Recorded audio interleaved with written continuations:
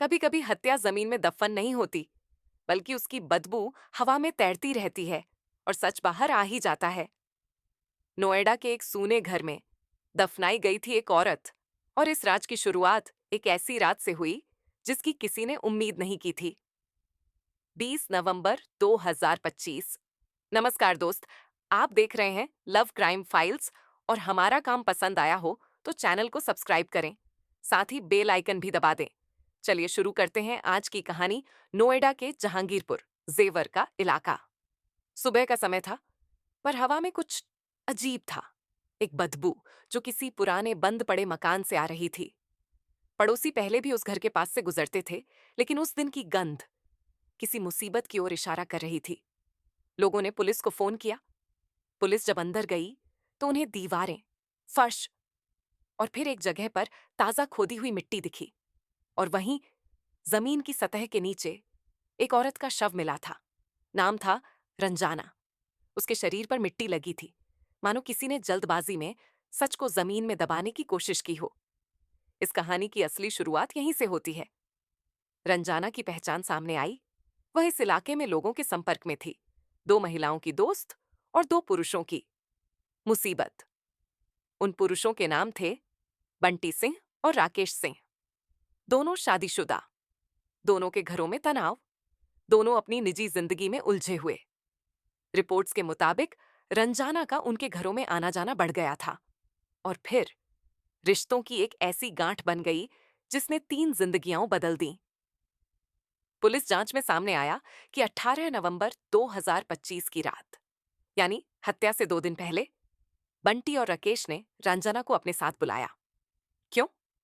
Police के मुताबिक झगड़े बढ़ गए थे।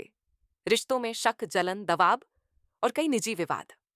उस रात एक पुराने कमरे में, जहां चारों तरफ अंधेरा था, दोनों ने रंजाना को बैठाया, और बात करते करते हालात बिगड़ गए।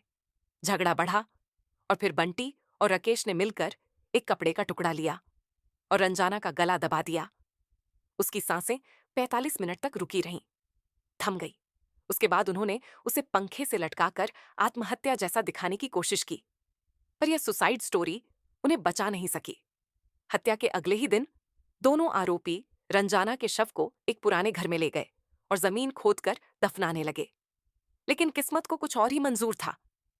एक 15 साल का लड़का जो पास के कमरे में था, उन्हें देख रहा था, और उसने वीडियो बना लिया।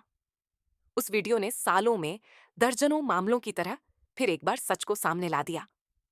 वीडियो पुलिस तक पहुंचा। जीवर पुलिस तुरंत सक्रिय हुई। पुलिस जब उस पुराने घर में पहुंची तो बंटी और राकेश मिट्टी खोदते हुए रंगे हाथों पकड़े गए। फावड़ा, शॉल और गले पर निशान, सबूत साफ थे। गिरफ्तारी तय थी। पूछताछ में बंटी और राकेश टूट गए। उन्होंने पुलिस को बताया, हत्या 18 नवंबर की रात की गई, शव को 19 नवंबर को दफनाने की कोशिश की, और 20 नवंबर को मामला उजागर हो गया। मकसद रिश्तों का टकराव, घरों की टूटती शादियां और रंजना का उन दोनों के पारिवारिक विवादों में शामिल होना।